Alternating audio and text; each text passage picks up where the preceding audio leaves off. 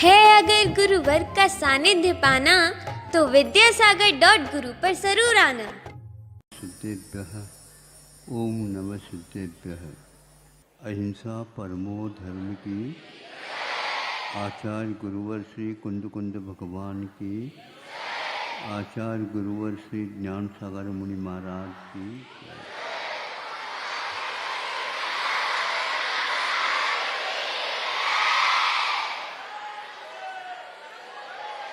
सुनो,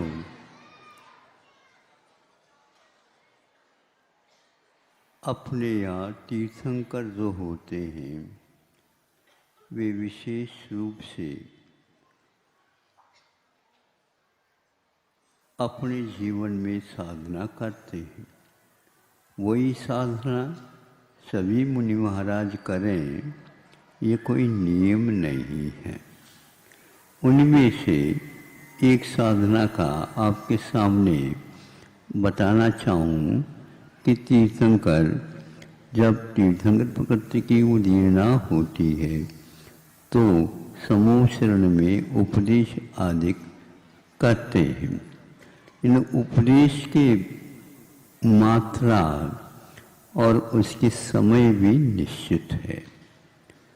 उन समय के अनुसार उनकी वह ध्वनि जो दिव्य ध्वनि के रूप में सुनने को उपलब्ध होती है कि अब एक व्यक्ति बोले तो सारे के सारे असंख्यात जीव समूह शरण में सुन लेते हैं। पशु पक्षी भी सुन लेते हैं, देव भी सुन लेते हैं और भी मनुष्य आदि तिरिंच आदि सुन लेते हैं। दिव्य ध्वनि तो कही गई है, किंतु वह हमेशा के लिए नहीं रहती। वो एक अतिशय है। तो जब उनको योग निग्रह करना होता है तो योग निग्रह तो अंतर्मूर्ति में होता है, किंतु वो अपनी वाणी को विराम देते हैं। अपनी वाणी को विराम देने में कुछ लोगों को एकाध महीना ले लेते हैं, कुछ लोगों को एक हफ्ता लेते हैं, कुछ लोग 10-20 दिन के लिए लेते हैं, इस प्रकार लेते हैं। हमें यह सोचना चाहिए कि इसकी क्या आवश्यकता है, क्योंकि वो तो दिव्य हो गए। उनके मुख से जो वाणी निकलती उससे किसी जीव का वध भी नहीं होता, आघात भी नहीं पहुंचता। हम लोगों सामान्य व्यक्तियों की बात अलग है। थोड़ी सी विशेष रूप से आवाज़ कर दे तो अपने कानों में कर्कश भाव आ जाता है और भैया इनको कह दो थोड़े बोलना बंद कर दे, अथवा यूँ कर दो थोड़ी सी ध्वनि में अंतर लाए। पहले यह दिव्य ध्वनि की व्यवस्था नहीं थी, नहीं समझे। उस समय में भी काम होता था। ऐसे भी हमने सुनने में आया है, मुनि महाराज कोई आ गए और बहुत भीड़ हो गई, जनता एकत्रित हो गई, तो कैसे करें। तो संगस्थ 3-4 मुनि महाराज चारों कोने में बिठा करके वहाँ की जनता को वो सुनाना प्रारंभ कर देते थे। समझ में आ गए ना। जैसे मंदिर में आप इधर एक ग्रुप बनाया और टोली बनाई, अंदर 8-10 के, इधर 8-10 के, सब पूजन चलते रहते भिन्न भिन्न और धीरे धीरे व्यवस्था के अनुसार काम होता। किंतु आज इसकी व्यवस्था के स्थान पर ये दिव्य ध्वनि वर्तमान में आ गई है, लेकिन यह अड़ोस पड़ोस में बहुत कुछ हरकतें करने लगी है। यह भले ही आप समझो या न समझो, काय वांग मन कर्म योग स आश्रव है। आप आश्रव तत्व को समझते हो तो यह आश्रव तत्व से बचने के लिए हमें उनकी दिव्य ध्वनि सुननी पड़ती, सुनते हैं। उनको भी सुनाना होता है, किंतु 1 महीने पूर्व से ही वे बंद भी करते हैं। कोई 20 दिन से करता है, यह अवश्य है। इसका अध्ययन करने से ज्ञात होता है आश्रव होता है, और आश्रव ही कर्मों का ही नहीं होता, 9 कर्मों का भी आश्रव होता है।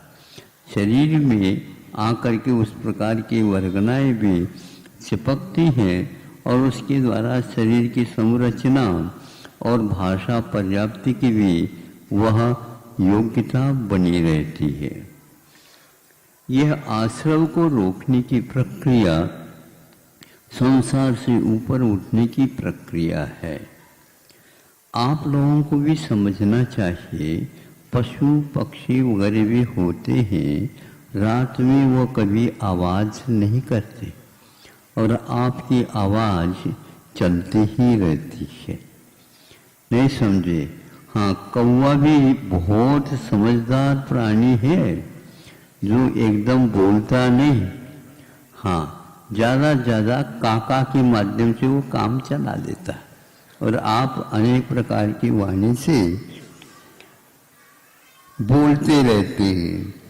तो इससे स्पष्ट होता है जब रात में वो क्यों नहीं बोलते हैं, एक चिंतन आता है।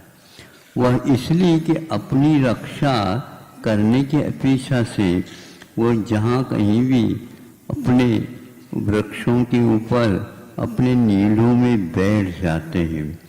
उजाला होने को होता है तो वो अपने मौन खोलते हैं।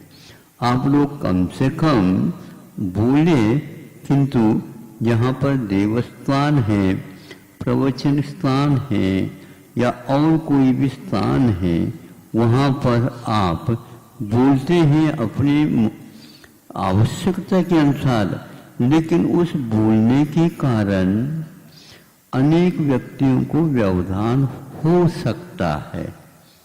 हो सकता इसलिए कह सकता हूँ कि वह हो ये नियम नहीं, किंतु हो सकता है।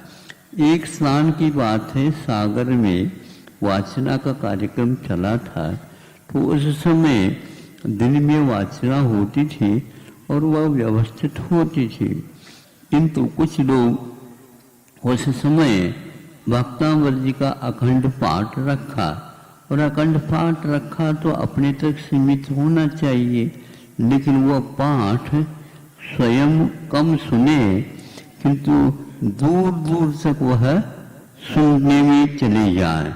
लेकिन ये ध्यान रखो, आवाज़ तो सुनने में चली जाएगी, किंतु शब्द और उसका अर्थ उसको समझ में नहीं आएगा। तो ऐसी स्थिति में उनका उसका कोई प्रयोजन नहीं, फिर भी आस्था का विषय बन सकता है। लेकिन बीच में हजारों व्यक्तियों को पार करके जब वह ध्वनि चली जाती है, तो 2-3 मान लो चिकित्सालय भी है, उनमें रोगी रहते हैं, उनके कानों तक पड़ती है। ऐसी स्थिति में उनको क्या होता होगा? तो 1-2 दिन के बाद हमारे पास लाकर के चिट्ठ रख दी, तो हमने कहा ये किसकी आई है, प्रश्नोत्तर के लिए आ गई होगी। तो देखा तो उसमें उन्होंने ऐसे निवेदन किया, महाराज हम तो कह नहीं सकते, आप कह सकते हैं, तो यह पाठ यदि हो इसमें कोई बात नहीं, लेकिन 24 घंटा अखंड पाठ होने के कारण रात में जो नींद लेना चाहते हैं उनके लिए भी व्यवधान हो रहा है, हो सकता है। जो रोगी हैं उनके लिए भी इससे परेशानी का अनुभव हो सकता है, हो रहा है। इसलिए आप यदि कह दो तो बहुत अच्छा होगा। हमने कहा कहने में क्या बात है, बहुत अच्छी बात है ये।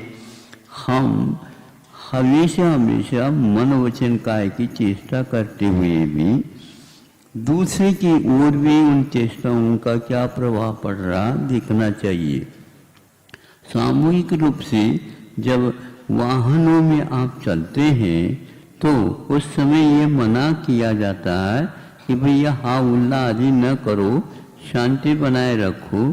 शांति बनाते हुए भी कोई भी बीड़ी सिगरेट आदि न पी। एक व्यक्ति ने कहा, इसमें क्या बात है, हम पी रहे हैं, हमारे अपने पैसे से पी रहे हैं और हमारे लिए सब कुछ हानि हो सकता। ऐसा नहीं है भाई साहब, थोड़ा सोचो। क्या सोचो? सख्त मना कर रखा है। आप अपने मुख से पियोगे नहीं समझे बीड़ी और इसके ऊपर धुआं निकालोगे, आसपास में बैठे हैं उनमें भी वह धुआं चला जाएगा। वो अपनी नाक बंद कर ली तो मुख भी पहुंचेगा, उसको भी बंद कर दे तो श्वास कैसे लेगा? है वो तो श्वासोच्छ्वास की प्रक्रिया है। ऐसा नहीं, उसके लिए सख्त मना किया। वह रोग भी हो सकता है। आजकल के ऐसे भयानक भयानक रोग हो रहे हैं, इसमें ये मन वचन काय की चेष्टाओं का अवश्य ही रहता है। प्रदूषण सबसे ज़्यादा आज हो रहा है वचन प्रवचन, शब्द प्रवचन। प्रदूषण इसके कारण बहुत कुछ विद्यार्थियों के लिए भी, छात्र छात्राओं के लिए भी यह बाधक सिद्ध हो रहा है। इसलिए इसका भी नियंत्रण आप यहाँ होना चाहिए। अभी मैं बोल रहा हूँ, सब लोग सुन रहे हैं ना? बहुत धीमे बोल रहा हूँ मैं, फिर भी आप सुन रहे हैं। किंतु आप अपनी ध्वनि प्रसारण जो करते हैं उस समय प्राय करके कई लोग ऐसे बोलते हैं बिल्कुल गोली छूट रही हो। उसकी क्या आवश्यकता? और आजकल तो यह ध्वनि इतने तेज हो गए, सड़कों पर जब चलते हैं और जुलूस वगैरह निकलता है उसमें दूर दूर 2-2 किलोमीटर तक ऐसे। भैया इस प्रकार जो है ना, अतिरिक्त आवाज की क्या आवश्यकता है? और जितने आप धीमे बोलेंगे उतने उसका अर्थ आपको स्पष्ट होगा। आपको हो रहा है क्या? नहीं हो रहा है तो इससे और कम भी बोले तो भी चल सकता है, लेकिन हम इस मात्रा को समझ नहीं रहे। हमेशा हमेशा मात्रा मातृ शब्द से बनता है, नहीं समझे? मातृ शब्द से मात्रा बनती है, तो उसी के अनुसार आप बोलिए जिसके द्वारा माँ की ध्वनि जैसे सब लोगों के लिए प्यारी लगती है और उसको सुन करके मन में एक अलग भाव उत्पन्न होता है, राग द्वेष उत्पन्न नहीं होते। ऐसे ही आप बोला करो, इसमें कोई पैसा ज़्यादा खर्च तो होता नहीं और आरोग्यवर्धक भी है, एक लोगों के लिए अच्छा भी लगता है। लेकिन फिर भी हम इन सब बातों को गौण कर जाते हैं। आश्रव तत्व से यदि बचना चाहते हो तो आप स्व के लिए भी बंध कारण होता है, पर के लिए भी बंध कारण होता है और दोनों के लिए भी बंध का कारण हो सकता है। एक के लिए हो सकता, दो के लिए हो सकता, 50 व्यक्ति हैं तो सबके लिए भी हो सकता। ऐसी स्थिति में कोई निकाचित कर्म का बंध हो तो आपके लिए ऐसा भी उदय आ सकता है, जल प्रलय हो जाए, अग्निदाह उत्पन्न हो जाए या बहुत बड़ी सुनामी जैसे वृष्टि हो जाए और तूफान आ जाए अथवा बिजली कड़क जाए तो एक साथ हजारों व्यक्तियों की मृत्यु हो सकती है। उसमें आपका सामूहिक कर्म जो बंधा था उसके कारण ऐसी मृत्यु संभव है। इस प्रकार आप लोग आश्रव तत्व से भी घिर रहे हैं और आरोग्य से भी वंचित हो रहे हैं। कई लोगों को अच्छा भी नहीं लगता, इसलिए वचन संयम भी आवश्यक है। जिस प्रकार मन संयम आवश्यक है, काय संयम आवश्यक है, उसी प्रकार भाषा संयम भी आवश्यक है। हम लोगों के लिए कहा है यदि सामय करते हैं उस समय मान लो आप उच्चारण करना आवश्यक समझते हैं तो उस उच्चारण की गति बहुत धीमी रहे और दूसरे के लिए उससे व्यवधान उपस्थित न हो, नहीं तो दुष्ट वह वचन माना जाएगा, दुष्ट वह काय माना जाएगा और दुष्ट मन माना जाएगा। इसलिए हमारे तीनों चेष्टाएं स्व और पर और दोनों के लिए हानिकारक होते हैं। इसलिए वह तीर्थंकर लोग पहले से ही मौन धारण कर लेते हैं। एक अंतर्मुख का काम था, अगर 1 महीने से पूर्व से ही तैयारियां करते हैं तब कहीं जाकर के तत्संबंधी आश्रव का निरोध होता है। आप लोगों को आश्रव का निरोध करना है क्या? नहीं करना है, धीरे बोलो। हाँ, करना है तो आप लोगों को नियम लेना चाहिए। सार्थक बोलो, बोलो तो, लेकिन सार्थक बोलो, नहीं बोलो तो और अच्छा, गुप्ती पल जाएगी। इस प्रकार भाषा समिति और गुप्ती और वचन प्रयोग का निग्रह, ये 3 के साथ हमारे मोक्ष मार्ग संपन्न होता है। इतना ही कहना था। अहिंसा परमो धर्म।